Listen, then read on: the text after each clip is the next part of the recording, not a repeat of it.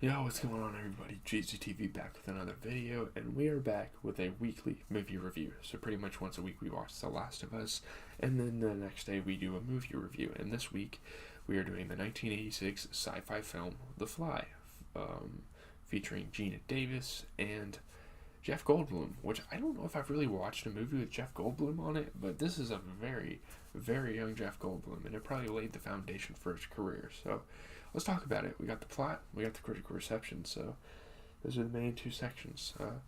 Brilliant but eccentric scientist Seth Brundle meets science journalist Veronica Ronnie Quaife at a Meet the Press event held by Bartok Science Industries. The company funding his work, so pretty much it's like a science fair on steroids. Like all these like inventions, all of these like discoveries are being put together in this like little fair or whatever. He takes her back to the laboratory of his warehouse house or home and asks her to exclusively document his invention, two pods that can teleport objects between them. And at first she thinks this is like a joke. It's like, what are these, like phone booths, like designer phone booths? Man, this movie gets really disgusting, and I'm glad that there's like a decent story to start the movie off, because I didn't want to stop watching. I mean, if it was a bad movie and you get to the gross scenes, it's like, alright, I'm done watching this. But it actually had a solid storyline developed, and for a movie that came out in the mid to late 80s, like, it's actually pretty solid. While the telepods can transport inanimate objects perfectly, they're unable to teleport living tissue, as demonstrated when a baboon is turned inside out after being teleported. I mean, this is kind of the first like nasty scene that they show. As they experiment with the invention, Seth and Ronnie begin to form a relationship, like obviously being very intimate, being very close to each other in the laboratory. Naturally, they're going to start taking a liking to each other and get comfortable with each other and want to get to know each other and stuff like that. Using two stakes, one a control and one teleported. One is like the one they cook. One teleported, Seth discovers that the machine is creating a synthetic version of biological material rather than the object itself.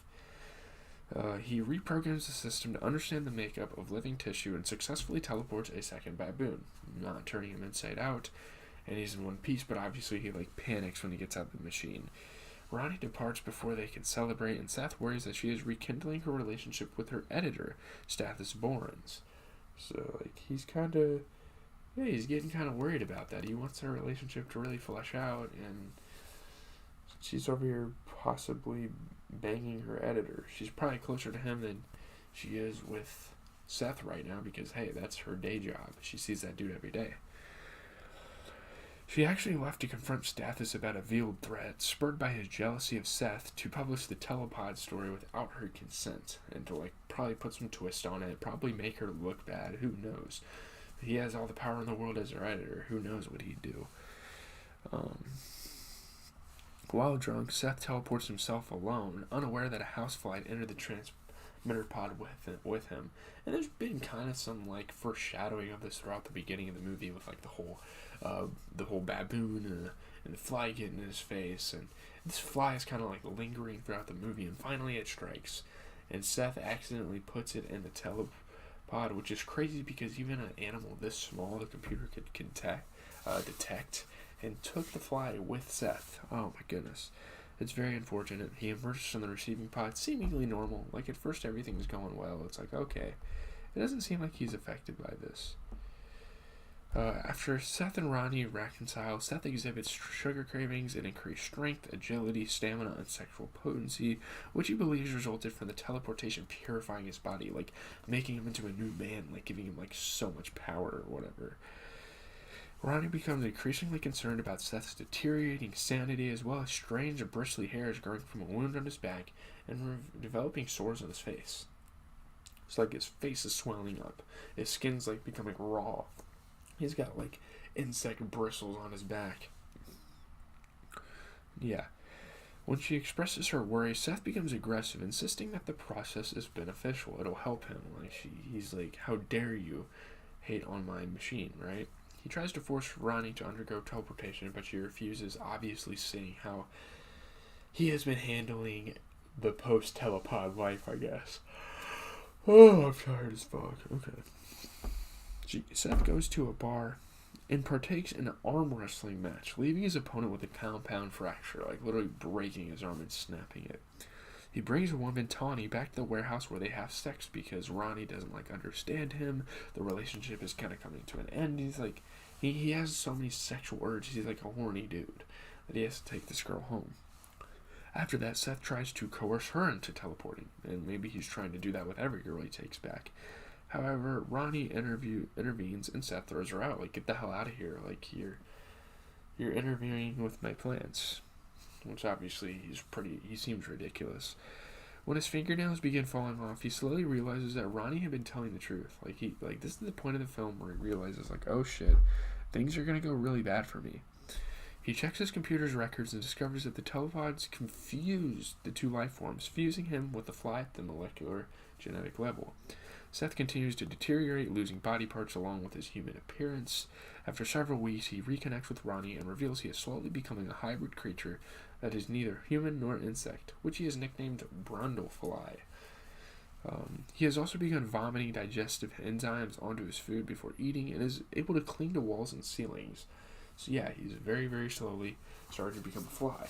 And the enzymes, it's kind of crazy how fucking strong the enzymes are. We'll see that later, and probably one of the nastiest scenes in damn near movie history later on in the film. He also discovers that he is losing his human reason and compassion and is now being driven by primitive impulses he cannot control. Could you imagine like a fly in a human body? Could you imagine what they'd do? I don't know. Seth installs a fusion program into the telepod computer, planning to dilute the fly genes into his human body with human DNA. Ronnie discovers she is pregnant with Seth's baby and has a nightmare of giving birth to a giant maggot. I mean, hey, that's fucking possible.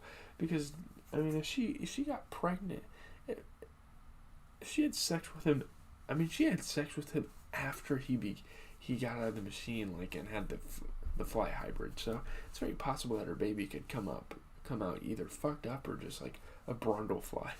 Like, she demands that Stathis persuade a doctor to perform an abortion in the middle of the night, but Seth overhears Ronnie's fears and abducts her before the procedure occurs. He jumps into the building, breaks in through the glass, and takes her out of it.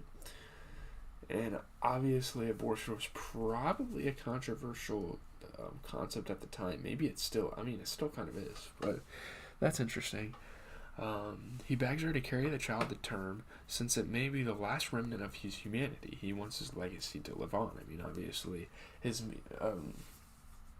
invention won't really be able to sit with the critics because he's not going to be there. The scientist isn't going to be there. Stathis breaks into Seth's lab with a shotgun, but Seth disables him using his corrosive vomit to destroy Stathis' hand and foot, stopping just short of vomiting acid onto his face with Ronnie. When Ronnie screams at him to stop, that literally would have killed him. It would have melted his face off. It's fucking disgusting, but at the same time, I don't know. It's probably, in movie history, it's probably one of the more iconic scenes. Seth reveals his final plan to Ronnie. He will use the telepod to fuse the two of them, along with the unborn child, into a single entity to become the ultimate family. Now, who knows if the machine will, malfunction or something like that, so it's probably not a good idea to do this. During a struggle, she accidentally tears off his jaw, which triggers his final transformation, shedding his decaying flesh to become a monstrous insectoid human creature. It's fucking gross. Holy shit, it's nasty. His final form. And his jaw coming off, ugh. The costume design and the makeup design had to be, incredible here. Really. Seth traps Ronnie into the first telepod, puts himself in the other, and begins the countdown. A weakened Stathis recovers his shotgun and severs the cables connecting Ronnie's telepod to the computer. Obviously, Seth is very angry about this, so he breaks halfway out of his own pod, but the fusion process animates, gruesomely amalgamating him with a chunk of the telepod. So if the telepod's empty, then the telepod itself is going to be put into the fusion. And it's fucking disgusting. He's like an insect telepod / Brundle. It's weird as fuck. Seth crawls to Ronnie and places the end of the shotgun to his head, silently begging her to end his suffering. Obviously, he is suffering. He's got, fucking metal in his back. He's living a terrible life at this point. Looking on at the creature that was once Seth Brundle, she tearfully fires, killing him instantly. She falls to her knees in despair, And it's kind of interesting. There's not really a fallout. There's not really an aftermath of this show. The movie just kind of ends here. I don't know if I like that they did that, but it's not really that big of a deal. Well, let's talk about the critical reviews. People liked it. Goldblum's performance, the special effects, they're pretty good. Pretty gory. It's a gory remake of a classic. It's made by a controversial non-mainstream director. The film was pretty successful. The biggest of Cronenberg's career, was the top-grossing film in the United States for 2 weeks. The graphic creature effects, the tragic love story, the film were great. The film received much attention at the time of its release. It got a B on CinemaScore. Some critics saw this as a cultural metaphor for AIDS, and Cronenberg was surprised by this. He originally intended the film to be a more general analogy for disease itself, terminal conditions like cancer, more specifically the aging process. If you or your lover has AIDS, you watch that film and of course you'll see AIDS in it, but you don't have to have that experience to respond emotionally to the movie, and I think that's really its power. This is not to say that AIDS didn't have an incredible impact on everyone, and of course after a certain point people were seeing AIDS stories everywhere, so it's not really that surprising that people see that in the movie. For me, there was something about the Fly story that was much more universal, aging and death, something all of us have to deal with. And obviously AIDS was like a big issue at the time, and it's understandable by why people would say that's like kind of like the issue at hand, that's kind of like the talking point, the metaphor, the symbolism. But it's definitely a top 10 film to come out that year, I would say.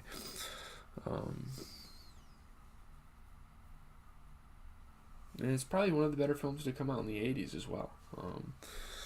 92% on Rotten Tomatoes, 65 reviews, 8.4 out of 10. People like this movie, and it is a pretty good movie. I mean, David Cronenberg combines his trademark affinity for gore and horror with strongly developed characters, making The Fly a surprisingly affecting tragedy.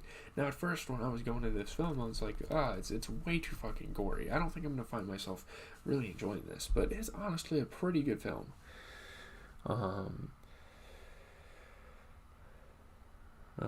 Some people say it's top 100 all time. I don't know if I'm going to go that far, but it's pretty damn good. And it's definitely like a top 40 scariest films, and it's got some pretty gnarly moments to it.